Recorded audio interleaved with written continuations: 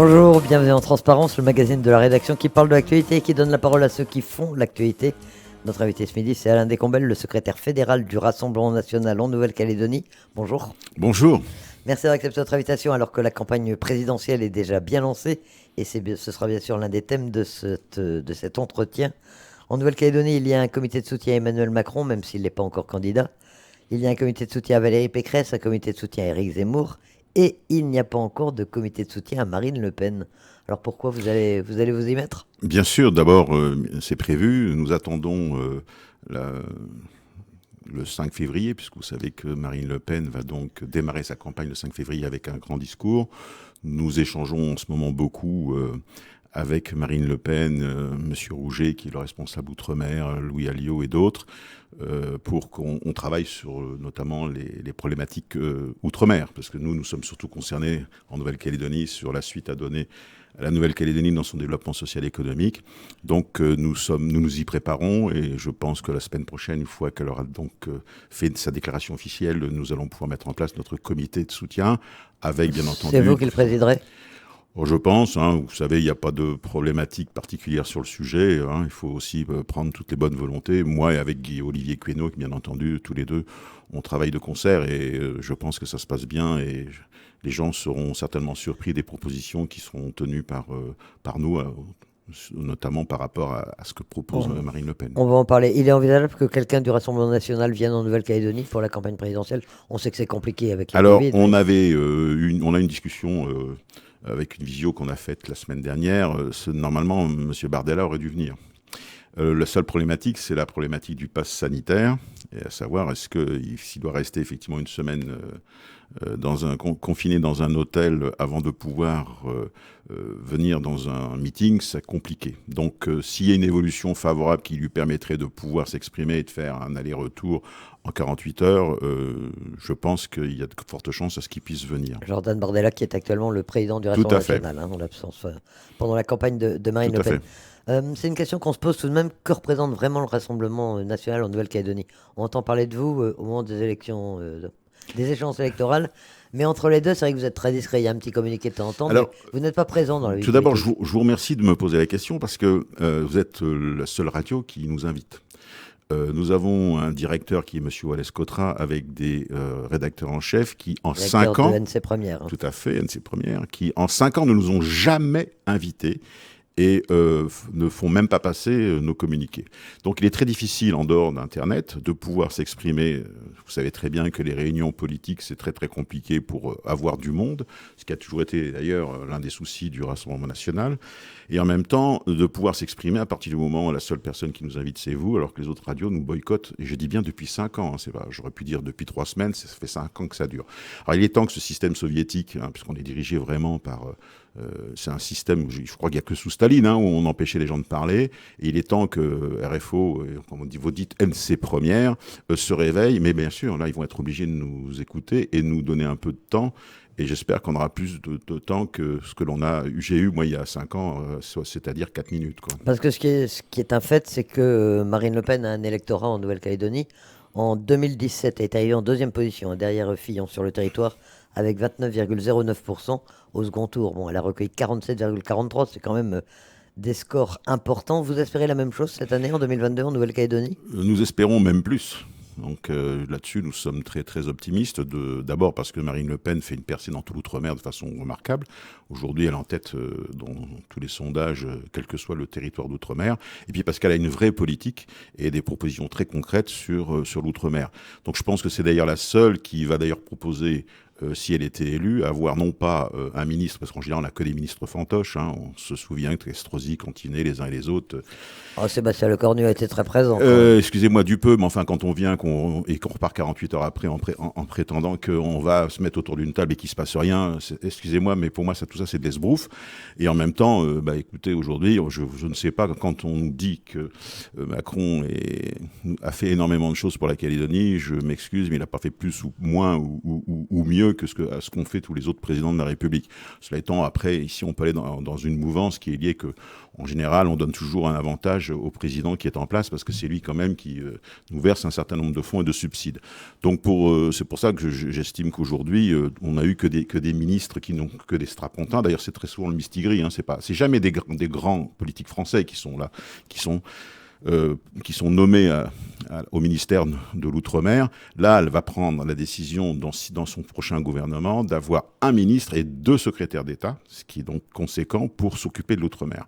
Car elle est très consciente que l'Outre-mer est secrétaire d'État, un pour le Pacifique, un pour le reste, ou comment ça va Alors, c'est en discussion, mais ce sera peut-être de cet ordre-là, mais en tout état de cause, d'avoir des gens qui soient systématiquement sur le terrain pour nous aider à nous développer. Il faut reconnaître que nous sommes parfois traités comme des sous-citoyens, et que parfois nous avons bien moins d'avantages et de facilités que tous les immigrés qui viennent de façon illégale sur le territoire français. Donc je pense qu'il est temps qu'aujourd'hui, l'ensemble des Calédoniens et des gens de l'Outre-mer soient considérés comme des Français à part entière. Alors la campagne présidentielle de Marine Le Pen, bon, elle est quand même très présente, étant donné sa place dans les sondages, puisqu'elle est toujours donnée en 2e ou 3e position. À l'échelon national, parce que la présidentielle, c'est quand même, on l'oublie parfois ici, où on se concentre sur la Nouvelle-Calédonie, c'est quand même l'élection nationale, on est le président de la République française. C'est quoi son message essentiel, s'il faut, dans tout le brouhaha qu'on a des messages, des déclarations des uns et des autres, qu'est-ce que vous retenez pour vous?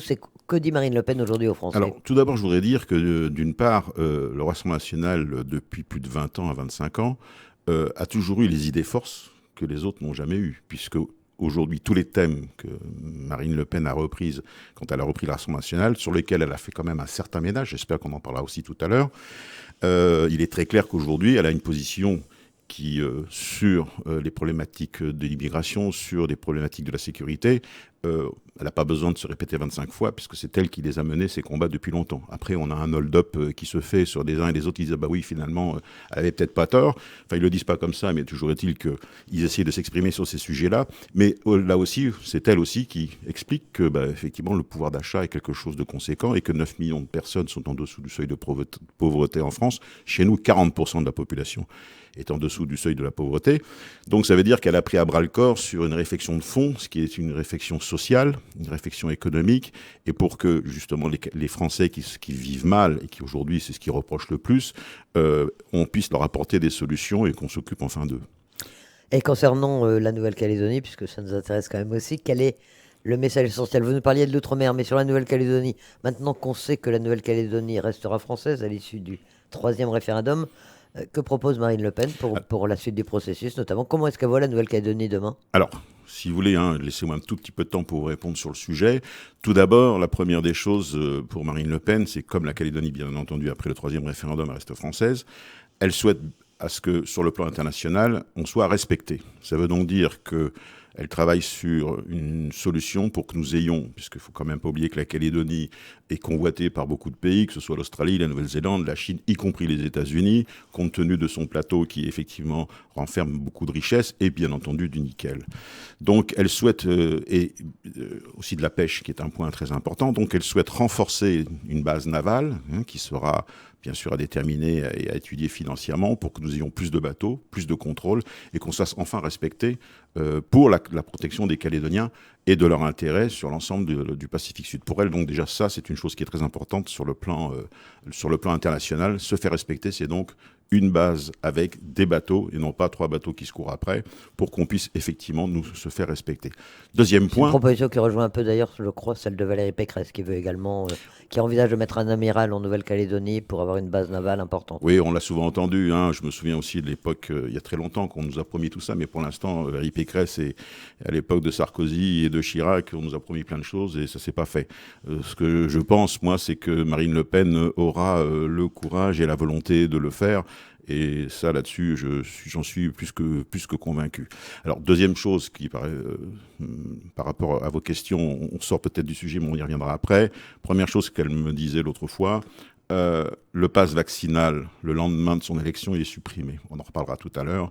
Ça aussi, c'est un sujet qui est un sujet important. Autre chose qui est très importante pour elle, c'est les 40 000 Français qui ne peuvent pas voter. Ouverture complète du corps électoral. Oui, sous réserve qu'éventuellement il y ait peut-être une exigence de résidence de 3 à 5 ans, mais là-dessus, elle sera intransigeante car elle estime que lorsque l'on est français, que l'on paye des impôts, que l'on vit en Calédonie, il y a une logique. Autre point qui est aussi important pour la Calédonie, j'en fais un scoop, avec Guy-Olivier Quénaud, nous sommes chargés de rencontrer les indépendantistes car elle souhaiterait les avoir par une réunion en visioconférence pour qu'elle puisse écouter, parce que c'est une femme de dialogue, discuter avec eux pour voir quel est leur point de vue sur ce futur statut qui malheureusement risque de mettre du temps à être mis en place.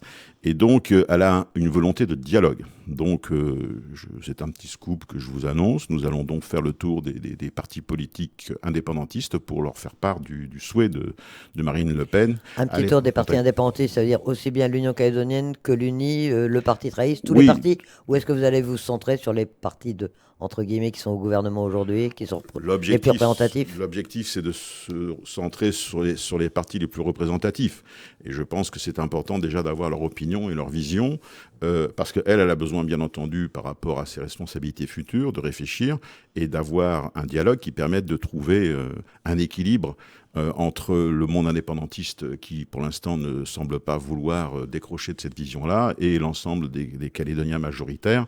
On pourra reparler peut-être du 3e référendum, sur lequel il n'y a pas ambiguïté, dans le sens où les Calédoniens veulent rester français. Vous avez déjà des contacts avec les indépendantistes? Vous pensez qu'ils vont accepter cet entretien? Écoutez, on verra bien, mais je pense que si ce sont des gens de dialogue, il n'y a pas de raison à ce qu'ils ne discutent pas avec une personne qui, effectivement, comme vous l'évoquiez tout à l'heure, a de grandes chances d'être au second tour, et ensuite, après, tout peut être possible sur la situation. Enfin, dernier point qui est important sur la Calédonie, mais j'en parlerai peut-être tout à l'heure, elle a des propositions très concrètes sur le plan économique et social pour pouvoir nous aider et pouvoir nous amener à avoir un pouvoir d'achat qui puisse être meilleur que celui qu'il est aujourd'hui, parce qu'en Calédonie, les prix explosent, et donc d'avoir une amélioration de la condition de vie, notamment sur la consommation courante. Donc je pense que là, on a des propositions, et elle a des propositions très très concrètes à faire. Pour en rester d'abord sur la question institutionnelle, peut-être le ministre des Outre-mer a fixé un calendrier de 18 mois pour trouver une solution. Ça nous amène à juin 2023, puisque l'accord de Nouméa, le 3e référendum a mis un terme juridique à l'accord de Nouméa. Est-ce que vous pensez, est-ce que le Rassemblement national veut s'inscrire dans ce calendrier? Est-ce que vous fixez effectivement cette échéance de juin 2023 pour trouver une sortie? Si cette échéance nous est imposée, ce que je crains d'ailleurs, c'est que nous attendions le dernier jour au dernier moment pour qu'on puisse peut-être trouver une solution, ce qui serait regrettable, mais c'est une évidence que nous souhaitons y participer. Mais nous, ce que nous réclamons d'abord, c'est faire un audit complet. Et ça, là-dessus, pour nous, c'est très important, à savoir ce que ne veulent plus les Calédoniens dans la gestion qui était pendant ces 30 années, même si c'était dans la paix. On a bien vu qu'il y avait des errances et de graves dysfonctionnements financiers qui se sont trouvés aussi bien en province sud, province des îles et surtout aussi en province nord. Donc je pense qu'il est temps que notre système, qui est donc un système aujourd'hui has-been, puisse être revu, mais avant de le refonder ou de faire des propositions, mettons-nous d'accord sur ce que les Calédoniens ne veulent plus. Et je pense que les dernières manifestations qui ont eu lieu démontrent que sur le plan social et économique, nous sommes dans une situation gravissime. Tout le monde dit que la Calédonie est quasiment faillite aujourd'hui. Sur un plan économique, sur un plan fiscal, quelles sont les propositions que vous pourriez faire alors? Bien, tout d'abord, je pense qu'il faut revoir un certain nombre de droits et taxes qui nous sont imposés. Vous rejetez, j'imagine, la réforme fiscale sur 3 ans qui a été présentée par le gouvernement? Non, pas du tout. Nous, on va beaucoup plus loin que ça. Aujourd'hui, il faut supprimer les taxes dans le sens où on sait bien que le pouvoir d'achat s'est réduit tout simplement parce que tout produit qui vient d'Europe mais qui n'est pas fabriqué en Europe, et je vais m'expliquer, nous avons des surtaxes de 10 à 15% dessus. Ça, c'est une chose qui est inadmissible parce que lorsque vous êtes en Martinique, Guadeloupe, Réunion, département français, tout produit qui est monté en Europe est considéré comme fabriqué en Europe et il n'y a pas de taxe. Or, sauf pour la Polynésie et la Calédonie. Donc il est inadmissible qu'un produit qui est un montage, comme pour les autres territoires, que nous soyons pénalisés à ce point-là. Et je rajoute, dans la zone aussi, il est très important de se rendre compte que nous sommes pénalisés alors que nous avons des bateaux et nous avons des transports qui sont bien moins importants que lorsque l'on achète en Europe. Entre l'Australie, la Nouvelle-Zélande et l'Asie, nous avons des taxes supplémentaires de 10% qui pourraient être redistribuées immédiatement aux Calédoniens à partir du moment où on les supprimerait. Ce qui créerait un appel d'air et ce qui créerait aussi de l'emploi et donnerait une dynamique et qui fiscalement à terme se retrouverait. Mais comme on a peur de nos recettes et qu'on est des chefs-haillons comptables dans lesquels on ne veut pas prendre de risques, on évite ce genre de sujets, mais qui sont des sujets vitaux pour qu'on puisse vraiment réfléchir au pouvoir d'achat des Calédoniens qui aujourd'hui est étranglé par ces coûts. Il faut, et je terminerai là-dessus, quand vous avez un conteneur qui part de Chine, qui coûtait à l'époque 300 000 francs CFP, qui aujourd'hui coûte 1 million CFP, qui part en France pour être dépoté et revenir ici avec un conteneur qui de 300 000 francs passe à 1 million CFP, le tout multiplié par des taxes de 10%, vous voyez un peu le coût que payent les Calédoniens, c'est colossal. Donc je pense qu'il y a quand même une réforme fiscale où il faut aller au-delà, bien au-delà de ce qui a été proposé.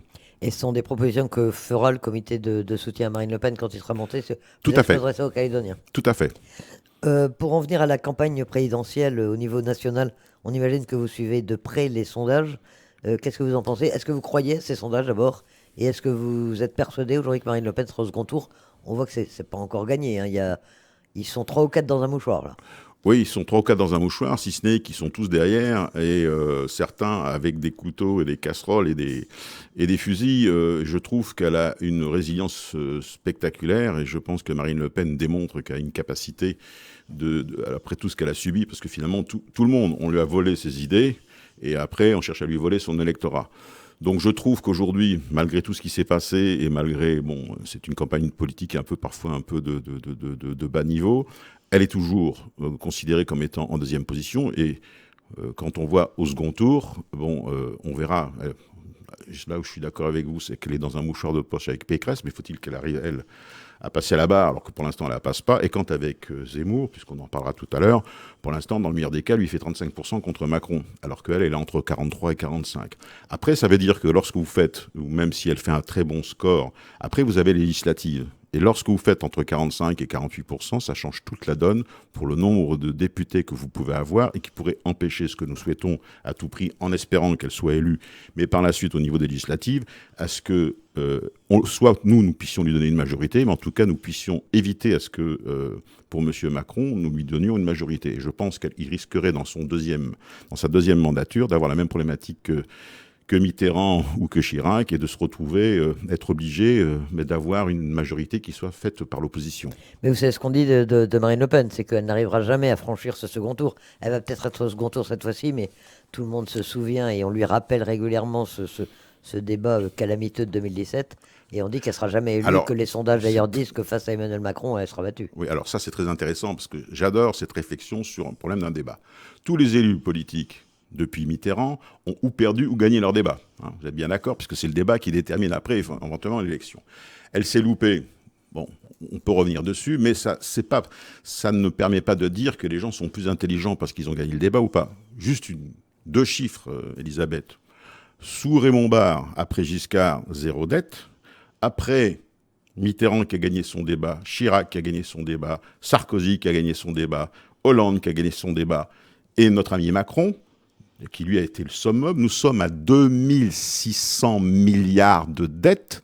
Pour que les Calédoniens comprennent bien, ça fait 3000 ans de budget calédonien de faillite et 300 000 francs CFP de dettes qui s'ajoutent toutes les secondes. Alors moi, je veux bien qu'on juge quelqu'un sur un débat, mais je pense que ceux qui l'ont gagné, pour l'instant, ils nous ont montré leur incapacité à pouvoir nous sortir de ce drame, puisque nous sommes dans un pays qui se paupérise de plus en plus, d'une immigration qui a explosé, y compris sous notre ami Sarkozy, qui avait sorti le Karcher, qui est ressorti du placard par Mme Pécresse, et qui, pour l'instant, il ne s'est rien passé. Quant à Macron, je n'oublierai jamais, jamais pour mes amis pieds noirs et pour ce qu'il a dit, hein, j'oublie quand même pas, en Algérie, quand il a dit que la colonisation était un crime contre l'humanité, et de traiter les Français d'assassins me paraît un peu fort de café. Et c'est clair qu'aujourd'hui, là-dessus, nous n'avons pas du tout le même point de vue sur la situation qui se passe. Puisque vous parlez d'Emmanuel Macron, on va y venir tout de suite. Hein. En 2017, il avait obtenu que 12,75% au premier tour et 52,57% au second, en Nouvelle-Calédonie. Hein. Cette année, il y a plein de macronistes en Nouvelle-Calédonie. Ah, mais ça, c'est il y a eu le comité de soutien de Sonia Lagarde. Il y a la présidente de la province sud qui l'a rejoint. Aujourd'hui, on apprend que les 3 parlementaires calédoniens ensemble soutiennent également le président sortant. Qu'est-ce que ça vous inspire? Ça vous étonne ou vous trouvez Non, ça ne me surprend pas parce que, en dehors de Sonia Lagarde, qui a toujours été une certaine constance avec Macron, et qui vraiment, depuis le début, je dirais, a eu une orientation vis-à-vis de lui qui était positive, les autres, sincèrement, c'est des bouffons. Excusez-moi c'est parce que c'est à la hauteur du comportement. Quand on voit Madame Backès, qui va voir Marine Le Pen à Paris il y a quelques semaines, qui va voir Pécresse et qui va voir Macron, alors, en promettant à Marine Le Pen qu'elle appellerait à son soutien, en promettant à Madame Pécresse la même chose, et qui termine avec Macron avec un selfie pour dire, voilà, j'appelle à voter Macron. Excusez-moi, mais dans la conviction, on fait mieux. Après, les élus politiques, parlons des députés qui aujourd'hui ne représentent qu'eux-mêmes, parce que ça aussi, aujourd'hui, eux, je pense qu'il y a aussi quelques soucis juridiques pour certains d'entre eux, et ben ils vont dans le sens du vent, quoi. Pourquoi ? Parce qu'on a eu un ministre de l'Outre-mer qui est encore là, qui a promis tellement de choses financièrement. On va donc dans ce sens-là, mais pour l'instant, pour la Calédonie, je ne vois pas où on est l'amélioration du pouvoir d'achat, et je ne vois pas où on est la situation qui a pu évoluer en 5 ans, puisque c'est de pire en pire. Ouais, vous parlez pouvoir d'achat, mais les soutiens d'Emmanuel Macron en Nouvelle-Calédonie parlent de reconnaissance à son égard, pour sa gestion du dossier calédonien, pour le fait qu'il ait maintenu le référendum, qu'il ne l'ait pas reporté, Alors, oui. qu'aujourd'hui, en gros, il vous explique que grâce à lui, la Calédonie est restée française. Enfin, c'est à mourir de rire, quoi. Enfin, est-ce qu'on a attendu ce ministre de l'Outre-mer pour vouloir se faire respecter et ne pas accepter l'indépendance ? Enfin, c'est assez incroyable d'entendre ça. J'ai entendu la déclaration d'amour de Philippe Gomez sur notre ami Le Cornu. Enfin, sincèrement, je pense que ce sont des gens qui sont vraiment sans foi ni loi dans leur vision politique, parce qu'on n'a pas attendu Le Cornu ni Macron pour se défendre. Et si jamais Macron avait voulu nous la jouer à l'envers, je vous garantis que les Calédoniens seraient descendus dans la rue. Donc de dire que c'est grâce à lui, c'est pas du tout grâce à lui. Après, le référendum que vous évoquez, parlons-en, on peut en parler. On a voulu le faire à tout prix. Très bien. 40% de votants aujourd'hui. Bon, il faut quand même constater ça. Qu'est-ce qui s'est passé ? Parce que personne n'ose en parler et j'en entends jamais parler. C'est que bon nombre de loyalistes ont refusé d'aller voter. Pourquoi ? Parce qu'il y avait l'histoire du Covid et du pass vaccinal, du pass sanitaire, et que tous ces gens-là, on les a maltraités, aussi bien dans la rue que sur leur façon, leur vision de voir les choses. Donc il y a quand même eu 6000 inscrits de plus, et on a eu 6000 voix en moins. Donc ce sont des gens qui ont montré, en n'allant pas voter, ce qui peut-être on peut critiquer, simplement que ces gens-là ont été excédés de la politique locale, dans lequel on entendait Backès, Gomez les uns et les autres, à vouloir pénaliser les salariés, leur mettre des amendes, etc. Alors à un moment donné, vous mettez des baffes à des gens, puis après vous leur dites « Allez, viens Coco, viens voter ». Il y a des limites à tout. Vous êtes content du résultat quand même ? Alors, bien entendu qu'on est satisfait, puisque nous sommes allés voter, mais malheureusement, là où il y a une inquiétude, c'est que finalement, quand vous faites 65 000 voix sur 180 000 inscrits, c'est pas bon quand on discute avec des indépendantistes qui nous disent vous voyez, vous n'êtes pas si nombreux que ça. Même si c'est un tropisme sur lequel ça ne dit pas la réalité, puisque l'ensemble des Calédoniens, et j'oublie pas les 40 000 personnes qui ne peuvent pas voter, que si elles avaient voté, l'écart eût été plus conséquent.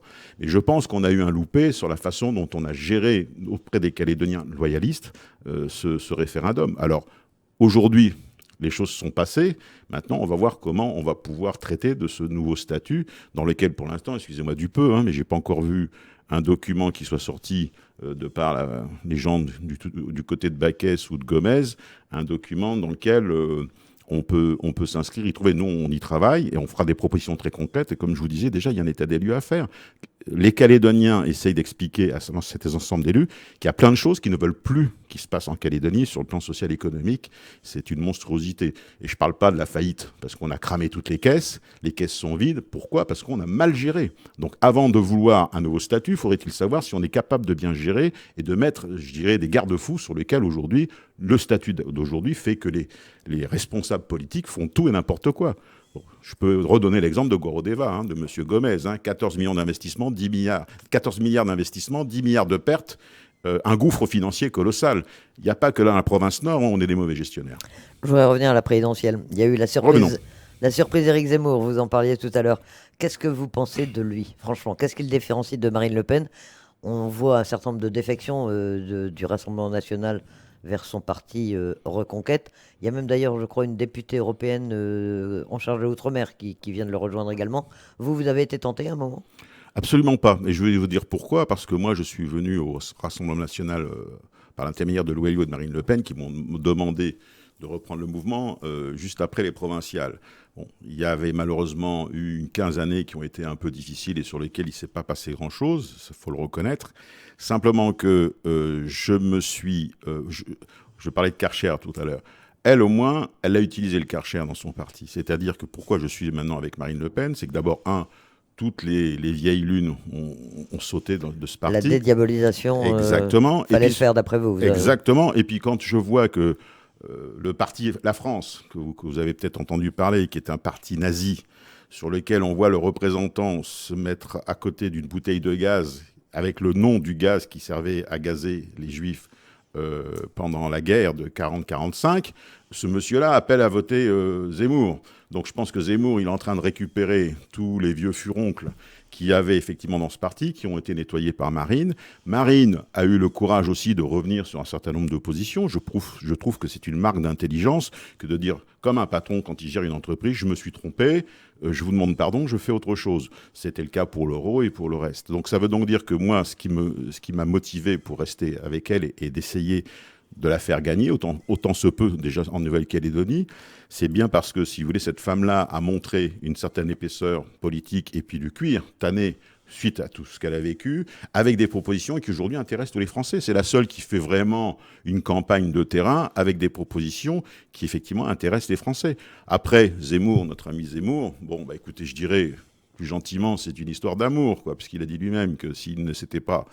il serait jamais rentré en campagne s'il n'avait pas eu sa compagne. Bon, c'est son droit, après tout. Je ne le critique pas à titre individuel sur sa vie privée.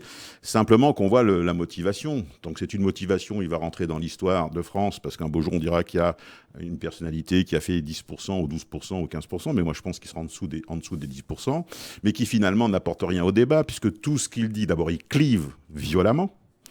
Moi, je suis choqué parfois des propos qu'il a tenus, soit sur les handicapés. Alors après, il revient, il se reprend, mais enfin quand même. Mais pour être honnête, il s'est désolidarisé aussi du militant dont vous parliez tout à l'heure. Oui, qui avait posé... pour être honnête, mais enfin bon, pour l'instant, si vous voulez, je peux vous donner d'autres exemples. Donc, Il a un comité de soutien en Nouvelle-Calédonie, ça vous a surpris? Vous les connaissez? Vous avez parlé avec eux? Écoutez, quand je vois le comité de soutien, Brieux, Frogier, qui est donc, on sait très bien, dans une collaboration très étroite avec la province sud et avec Sonia Backès. Bon, Backès, on l'a bien vu, elle a fait le tour de Paris pour aller appeler à voter Macron, et en même temps, c'est elle qui place ses pions à gauche et à droite pour dire, toi, je te mets chez Zemmour, on ne sait jamais, je te mets chez un tel, on ne sait jamais.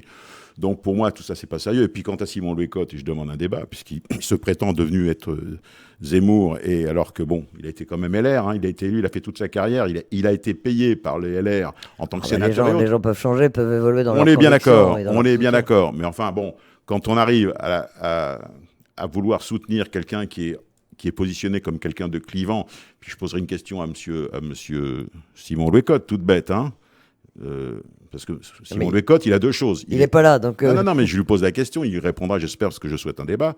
Il est kanak et il est noir. Et quand Zemmour explique qu'il y a trop de noirs dans l'équipe de France, j'aimerais qu'il me réponde à cela, quoi. Donc, vous voyez, je pense que... On va pas faire le débat avec lui, il n'est pas là. Après, et le temps passe, après la présidentielle, il y aura les législatives. Et ça aussi, j'aimerais vous entendre là-dessus. En 2017, vous étiez candidat sans étiquette. Il y avait par ailleurs deux candidats de ce qu'on appelait le Front National à l'époque, dans la première, dans la deuxième. Cette année, qu'est-ce qui va se passer? Vous allez être candidat, vous, le Rassemblement National aura des candidats dans les deux circonscriptions? Alors, le Rassemblement National aura des candidats dans les deux circonscriptions. Avec Guy-Olivier Quenneux, nous sommes en train de travailler sur le sujet en concertation avec Paris. C'est vous et lui qui serez les deux candidats? Ça peut se faire comme ça. Mais bon, pour l'instant, nous sommes encore en pleine réflexion. Je ne pourrais pas vous en dire plus, mais il est très clair que nous y pensons et nous y préparons. Un mot, puisque, encore une fois, le temps passe. La crise sanitaire, je souhaitais là aussi vous entendre là-dessus. On sait notamment que Guy-Olivier Quenneux est très opposé à l'obligation vaccinale. Il est élu au Congrès à la province, donc il peut défendre ses dossiers. Et vous, c'est une position du Rassemblement National d'être opposé à cette obligation vaccinale? Comme je vous disais, Marine Le Pen, dès qu'elle sera élue, déjà, elle la supprimera pour la France. Il faut bien comprendre une chose, c'est qu'aujourd'hui, j'ai fait une consultation auprès de certains collègues chefs d'entreprise sur Ducos. 25% de nos salariés sont atteints du Covid. 25%. Ils sont tous vaccinés. Ce qu'on reproche à ce pass vaccinal, c'est qu'il est en train de tuer notre économie. quand bon nombre de gens qui refusent de faire vacciner, qu'ils aient tort ou qu'ils aient raison, peu importe. Que nous avons des gens qui tombent malades avec l'Omicron, ça veut dire que moi, avec mon passe sanitaire, quand je vais où que ce soit, je m'excuse, mais en fait, je peux être aussi contagieux que vous, que quelqu'un qui n'est pas vacciné du tout. Simplement que j'ai fait l'état aujourd'hui de la situation du mois de janvier. Il faut savoir que dans toutes les sociétés de services, les restaurations, les coiffeurs, bref, et j'en passe et des meilleurs, 40% de chute de chiffre d'affaires par rapport au mois de janvier de l'année dernière. On est en train de massacrer notre économie avec un pass qui emmerde tout le monde, excusez-moi du terme, et qui aujourd'hui pénalise notre économie gravement. Alors il faut arrêter je pense que l'Omicron, effectivement, il se diffuse, puisque 80% des Calédoniens qui sont malades aujourd'hui, c'est avec l'Omicron, qui aujourd'hui n'a pas de forme grave, parce qu'on n'a pas 10 personnes qui sont en réanimation au Medipol, et il est très clair qu'aujourd'hui, c'est un combat que l'on mène pour nos propres libertés, parce que ça devient quand même dangereux, et je pense que les gens qui le voient comme ça, ils ont raison, et puis surtout parce que notre économie est en train de s'effondrer. Si on ne veut pas le voir, parce que ce qui me sidère toujours, c'est que tous ces élus, il n'y en a pas un qui a géré un jour une entreprise ou qui a des traites à payer. Il n'y en a pas un. Donc pour eux, ce n'est pas un problème. Simplement qu'aujourd'hui, on tue notre petit tissu économique, puisque l'ensemble des difficultés ne fait que croître, et je pense qu'il est important qu'ils revoient un peu leur façon de faire et leur vision de ce pass. Bien, en tout cas, l'abrogation de l'obligation vaccinale est actuellement à l'étude par les élus du Congrès. On verra bien ce que ça donne. Le comité de soutien Marine Le Pen, donc installé la semaine prochaine ? Oui, la semaine prochaine. Bon, ça traînait un peu, hein, reconnaissez-le. Non, on n'a pas du tout traîné. Je pense que c'est logique que nous ayons des débats avec le parti RN en France, et c'est logique aussi que nous attendions correctement, parce que ça ne servait à rien non plus pendant les congés de faire un comité de soutien, alors que Marine Le Pen va exposer le 5 février à Reims dans une très grande réunion, et que donc par la suite, ça mérite effectivement que nous ayons un comité de soutien à la hauteur de ses propositions et bien entendu à la hauteur de la responsabilité qui est de vouloir prendre la présidence de la République. Eh bien, nous vous en entendrons encore à l'occasion de cette campagne présidentielle et peut-être donc de la campagne législative. Merci d'avoir accepté cette invitation dans le magazine Transparence. Merci bien, Elisabeth. Merci, au revoir. La fin de ce magazine, il sera rediffusé dimanche soir, juste après notre édition de 17h45. Et dans un instant, vous pouvez le retrouver en audio et vidéo sur notre site internet. Passez une excellente après-midi. Prochain rendez-vous d'infos à 13h.